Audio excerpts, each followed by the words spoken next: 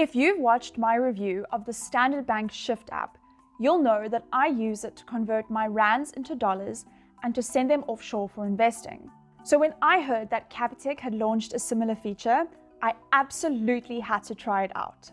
Hey friends, Tegan here on a cold and rainy Cape Town morning. The one thing that is a constant in my life is that I'm always on the lookout for the next best way to do something that I'm already doing.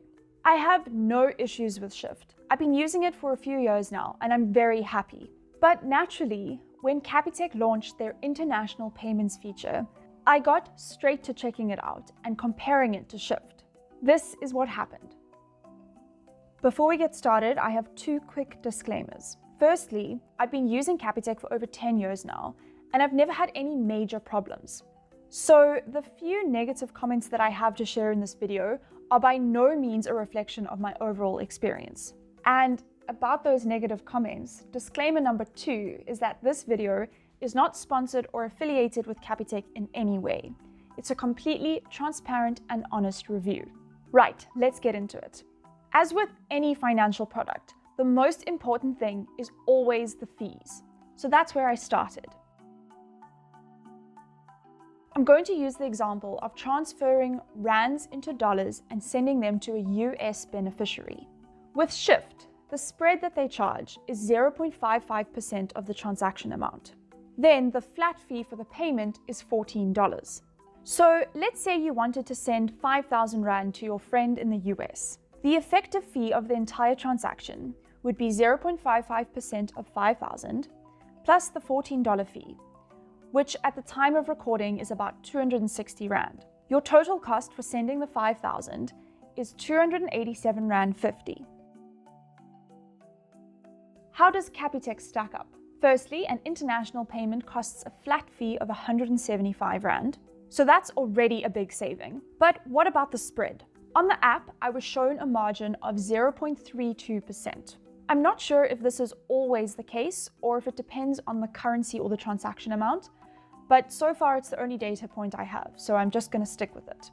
Continuing our calculations, sending the same 5,000 Rand to the same friend in the US would cost you 0.32% of 5,000 plus the 175 Rand flat fee, which totals 191 Rand. That's almost 100 Rand cheaper. That's really good news. I'm happy to conclude that Capitec definitely wins on the fees aspect. And I like that they display the margin in the app. The fact that the flat fee is also in rands is great. Unfortunately, it's kind of downhill from here. For some reason, and I have no idea what it could be, the Capitec feature is only available from 6 a.m. on weekdays, whereas Shyft is available 24/7. Now, I don't mind if my transaction is only processed during business hours, but at least let me initiate it on the weekends. The Capitec app doesn't even let you get to the part where you can see the exchange rates or see which banks they have available to pay. It just tells you to come back on the next business day. For working people like myself, I can see this being a huge inconvenience. Like, I couldn't even finish all my prep for this video on the weekend because of this annoying thing. In terms of currencies, Shyft currently supports euros, pounds, and both US and Australian dollars. According to their website, Capitec only supports euros, pounds, and US dollars. So you won't be able to send money to your family in Perth. They do say they'll be adding more currency soon though, so we'll see what comes next. Anyway, moving swiftly along, the real reason you're watching this. What was my experience trying to use this feature? Well, first, I tried to send money to a friend in Ireland who banks with Revolut, the most popular modern bank in the UK and well used across the whole of Europe. But alas, Capitec did not have Revolut listed as a bank that I could send money to. They do have a long list, but I don't know how they decide who makes the list. So I moved on to trying to use Capitec to send dollars to my offshore brokerage account, which, if you've been following along, is the same thing that I've done with Shyft multiple times and without failure. I know that it's possible. Nonetheless, I started with a very small amount of money just in case something went wrong, and I'm really glad I did. Firstly, during the entire process, the UI was acting up quite a lot. Multiple times, I lost all of the details that I tried to enter and had to start over. Once or twice, the list of banks just went blank and I had to start over again. And most annoyingly, when I chose the bank account that I wanted to pay out of, it later defaulted back to my main account, which I later saw on their website is actually desired behavior because you're not allowed to pay out of your sub-accounts. But then why did the UI let me choose a sub-account in the first place? I don't usually have such a bad time with the UI in the Capitec app, so this felt really out of place. However, the biggest issue was that I could not enter all the information that I wanted to enter for the transaction. You get to choose the bank, and then you get to enter an account number and a reference, but you can't enter an ABA routing number, which is a number used to identify a bank in the US. Shyft does have a field for this, so I was already nervous when I couldn't enter it on the Capitec app. But I proceeded with the transaction and just hoped that my money would find its way to the right place. Similar to Shyft, Capitec warned me about my annual offshore allowance and asked me what I would be using the funds for. This is standard procedure, so this didn't surprise me at all. Okay, fast forward a few days and I'll cut out all of the anxious waiting for you. The TLDR is that the account number was not valid on the receiving bank's side, and Capitec advised that they would be returning my money.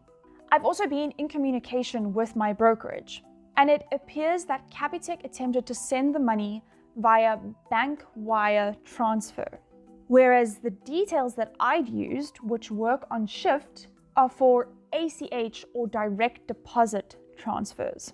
Now, I work in the payments industry, but I'm not going to pretend that I understand the differences between these two types of payments.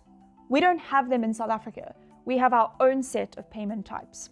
But long story short, I think I need to use a different set of details when sending the money from Capitec, i.e. a different bank, different account number, and different reference, as Capitec sends it as this bank wire transfer, whereas Shyft sends it as a direct deposit. So let this be a lesson for you, that if you're going to use Capitec to send an international payment, make sure that the details you use are for wire transfers. At least I think so. I might be wrong. I initiated this payment 2 weeks ago, and now I'm still waiting for Capitec to return the money to my account. Honestly, their customer service has actually been quite slow, and I don't think they understand the weight of the situation. Sure, it's not a lot of money, but the reality is that I, as their customer, am out of pocket because their feature is not clearly explained and they might be missing fields in the whole process. So I think they need to handle it with a little bit more urgency.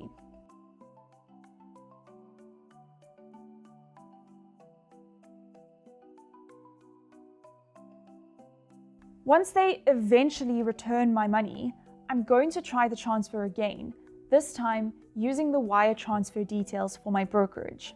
Hopefully, I'll be able to make a video with a more positive outcome, because I do think that Capitec is offering very competitive charges, and they're making it relatively easy to send an international payment since you can do it from within your existing banking app. The feature does have a lot of potential, but at this stage, it needs a lot more work. As I said, I will try it again, but in the meanwhile, I'm sticking to Shyft.